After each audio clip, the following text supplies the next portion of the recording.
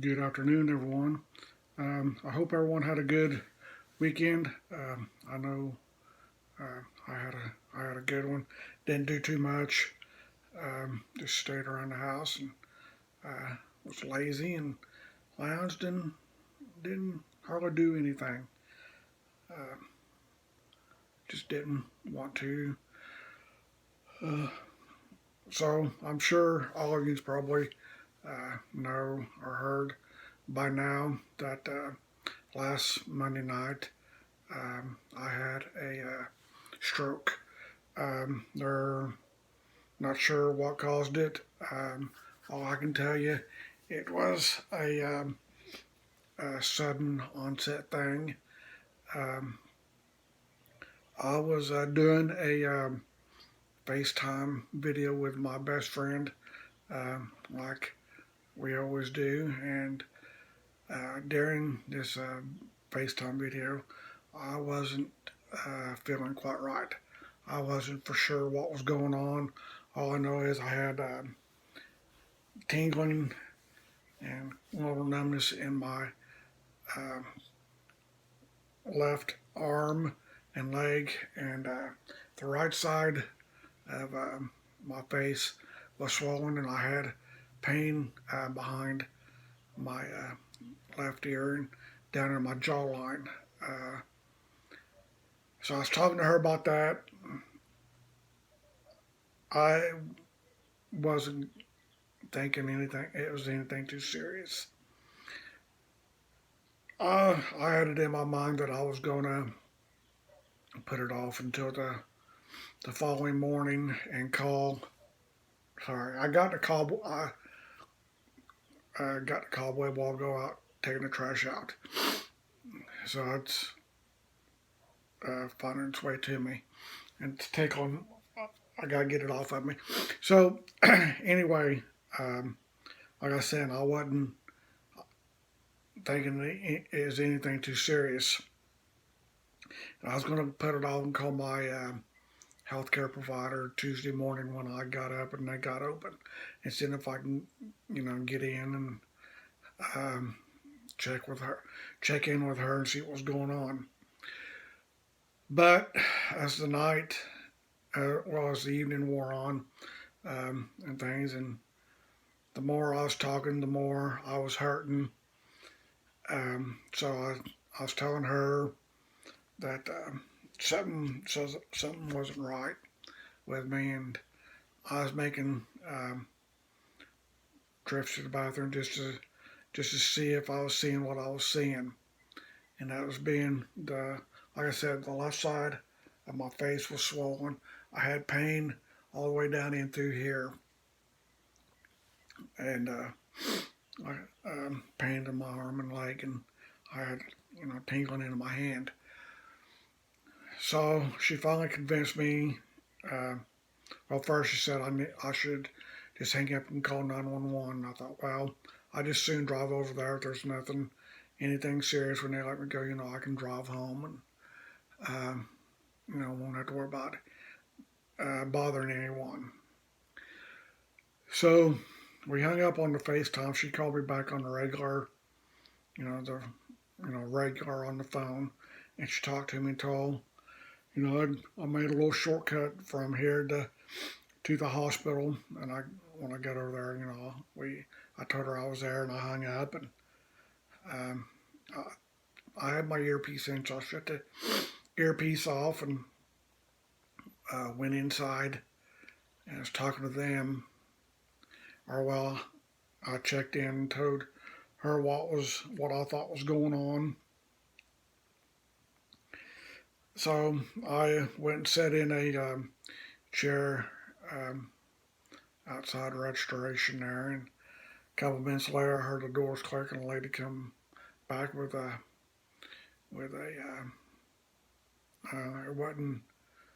it wasn't a wheelchair. I don't know what kind.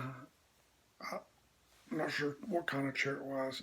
It was just a chair with wheels, and I got in. She took me back there, and I mean they were just on me like friggin' piranhas on a hot dog. Um, I mean everybody. I mean I had barking in this ear, barking in this ear. And it's like, hang on a minute, people. Let me, I wouldn't say anything to them. It's just what I was thinking. So I was telling them what was going on. Then the doctor came in. She was, talking to them and all this, that, and the other, and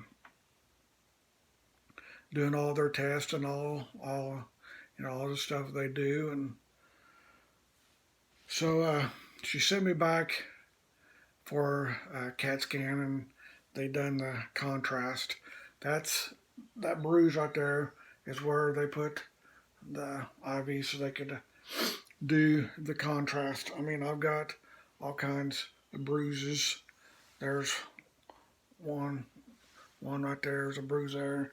I mean, I'm just all bruised up where where they's doing their job to keep me alive because I wasn't for sure. I just knew I was not feeling right. Um, then after I came back from having a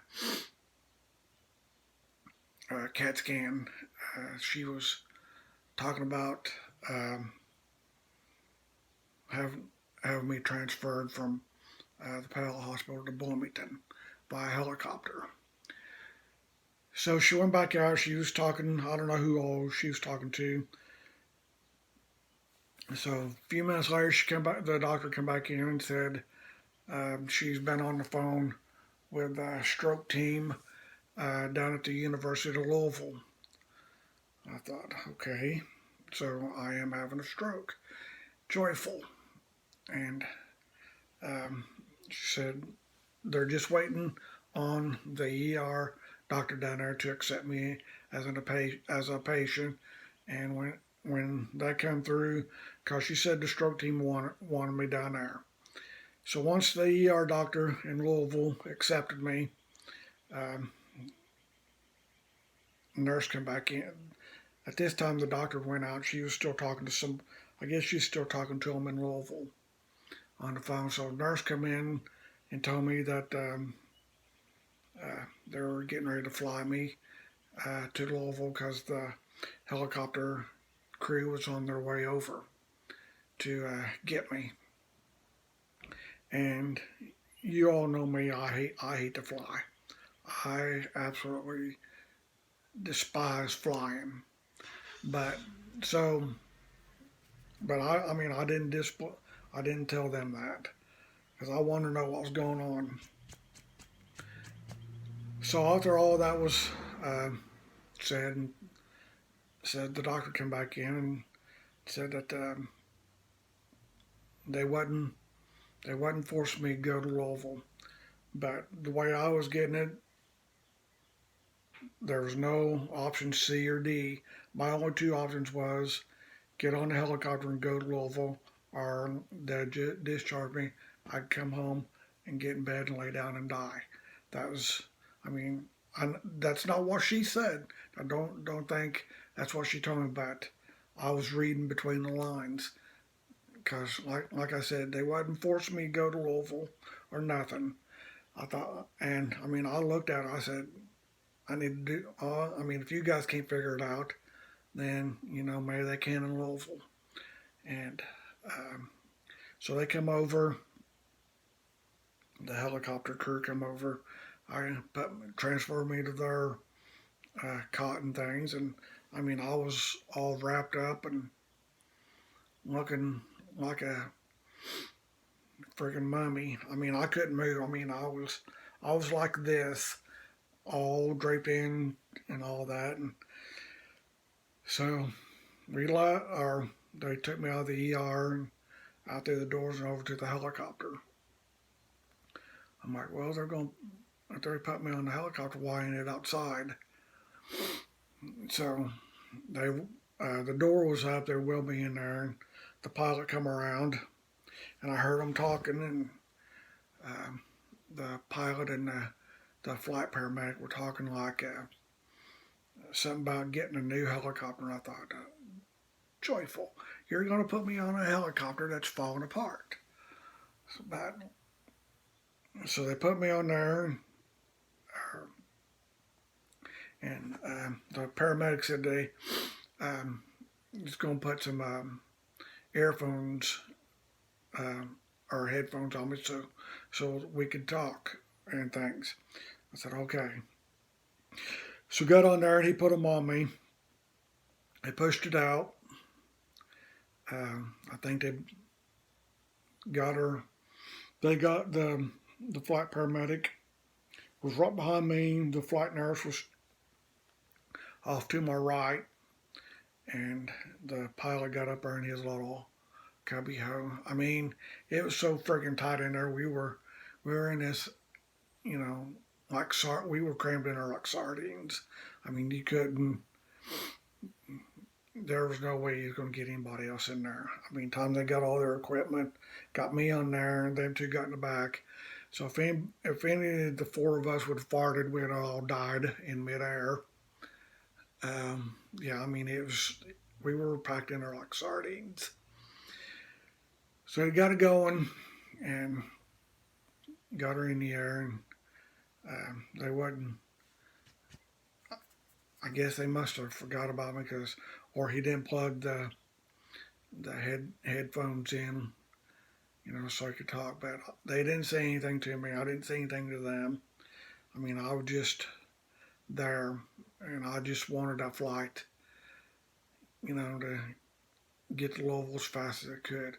He said about a 20-minute flight. So we get up, get going. I'm thinking, I just looking out, and there for a while I wasn't seeing that, and only the darkness from because I don't know what time it was. It's probably like 1, 2 o'clock in the morning at this time. And, got over, then we got to go and got over Jeffersonville area and getting over the Ohio River. And I thought, if this thing craps out and it goes down in the water, I don't have to worry about getting eaten by alligators, but I was sure going to drown because I was probably the only one on that can't swim. And time they would have got to me, I would have drowned. Time they would have got out of their seatbelts and got the door open and got to me, I wouldn't have been sitting here having this conversation with you if that helicopter had went down. I'm glad it didn't. So we made it to Louisville. They take me in there, and I was talking. I remember there's a lot of people coming in there talking and things, and they started to wheel me into, I guess, where their trauma bays are and all of that, and they pulled me back out, set me in the by the entry doors where we come in at. So I laid there. Then they moved me down the corridor to and I was out in the hallway. They moved me from the helicopter bed over to another one. They left, and then they was all, coming out there and everything and checking on me and doing all their necessary stuff that they needed. And one of the guys from the stroke team come over. He was talking to me and all of this, asked me what was going on, what brought me in and all of that. And so I was just going all over it. What I told them and Powell, I told him the same thing. I said, okay, well, we'll get some things going and get an MRI and everything, and go from there and get you in a room. So I don't know. Sometime or another, I must have dozed off. Then somebody come over and said just take me back. Or I had to get a PCR test. For COVID. Like I told them I was fully vaccinated and all that. They said, well, that's good because not many people can say that. I thought, well, I didn't say that to them. I was thinking, well, it's just called common sense. So they done that. I went back and got the MRI, come back out there to where I was, and eventually I got They got a bed for me up on ICU, which is up on the 8th floor. So got all that done. So I don't know, about 9, 10 o'clock or so, something like that. They're coming in and saying, that the stroke team will be around and talk to me, and everything goes all right. I should get, I should be released, sometime Tuesday afternoon. I said, okay. But she said, you're still not to get up on your own for a while. She said, when we get to go ahead, I'll get you up and, just take a couple steps and all of that good junk. So she left. I guess I slept. Then there was another test they done. They stuck a tube down my throat so they could look at the backside of my heart and lungs and all that, just make sure there was no blood clot back there hiding that they couldn't see. So after I got that done, I was like up at noon, 1 o'clock hour, I think, somewhere up there. Got that done, then I slept some more because whatever they put, in the IV knocked me out, so I was sleeping. So about 3:30, they come in, woke me up. Said everything was looking good. They were still saying, I should be released, that afternoon. So I don't know, sometime or another, they come around, start talking to me, and they said everything was looking good, and I could go home. So at this time, after the stroke team left, the nurse came in, got me up. I walked a little bit, come back, and I asked if I could go to the bathroom. She said, "Are you sure you can do that?" I said, "Yeah, I'll be fine." She said, "All right, if you need anything, just pull the cord, and I'll be right in here." So I went to the bathroom, got back in bed, started making. After I got back from the bathroom, she came in and said that I was going to be released. I said, "Well, I have no way to get back home." And so the nurse left. Another lady come in from social services, I guess, talking to me. She said, "Well, they don't offer, rides or anything like that." I said, "Well, what about my insurance?" She said, "My insurance didn't offer a medical cab either that would come down and get me, or if there were any in the area." I said, "Okay." I said, "Let me call my brothers." So I called my younger brother that lives in Orleans, talking to him, um, asking him what he's doing. He told me he was working leaves. I asked him if he could come to Louisville and get me, and he said no. So I thought, well, okay. So I hung up from him. I called my other brother that lives closer to Louisville. He lives over in Marengo. I called him and asked him. He said no. Also, he said he had no idea how to get down there to where the hospital is and all of that. So I hung up from him. So the only other option I had was to call my sister to see if her and her husband would come and get me. So I called her, I asked her, and she hesitated for a minute. She said, "Well, let me hang up and see what I can do." So another lady come in. I was talking to her, and I was texting with my bestie during this whole thing. I was telling her what was going on. So while we were uh, texting, I ended up calling her and talking to her.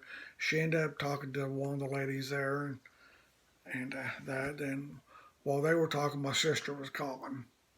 So I had to stop the call with my bestie, and so I could get on the phone and talk to my sister. She said her and her husband would come down to Louisville and get me. I said, okay. So I told them, so everything. At this time, I was freaking out. I didn't know um, what was going to happen. They said the only thing they could do was give me a ticket for the bus and send me to a homeless shelter or a flea bag motel. She said that's the best they could do.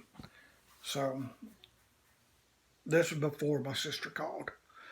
So then my sister ended up calling. She said they would come down, and uh, she sent a message said they were on their way. Um, then a little while later, she sent a text that they were 20 miles away. So more time went on, and she sent another text, said they were lost, and I said, "Where are you at?" She said, "We're at a gas station on First Street." I don't know, I don't know. I'm sure there are a lot of gas stations, on First Street. And I get it. Then she sent a message back about 30 seconds later. Said, "We'll be there in a minute." So I'm guessing from where they were out there on First Street, they were just, a block away from the hospital. Then they got to the hospital. They got outside the ER. Um, she sent me a message. We're here, and her husband was trying to call me and tell me. So their call kept dropping. I heard him say where they were at. So I went out in the hallway, asked the nurse at the nurse station, how I get to this certain place. And she told me, so I went out. So I went to the elevator and went down to the lobby and went outside. And my sister hollered at me, and I was hoping to get in the back seat so I could, so I could kick my shoes off and stretch out in their back seat while they brought me home. Nope, she got out. She got one me in the front. She went around, got behind uh, her husband's seat. He was driving. So we took out, got turned around, but then we eventually got to where we were going, and I got home about 9:30, quarter to 10. They dropped me off here, and they went home and sent me a message, said they'd made it home and all of that.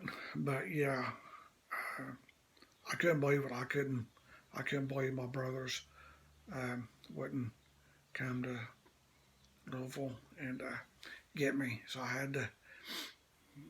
I mean, from where I live out here to where my sister lives, it's 2 hours. So I know from here to Louisville is an hour. So I'm assuming it has to be from Greenwood to Louisville. It has to be at least, I don't know, 2 hours maybe. I don't know.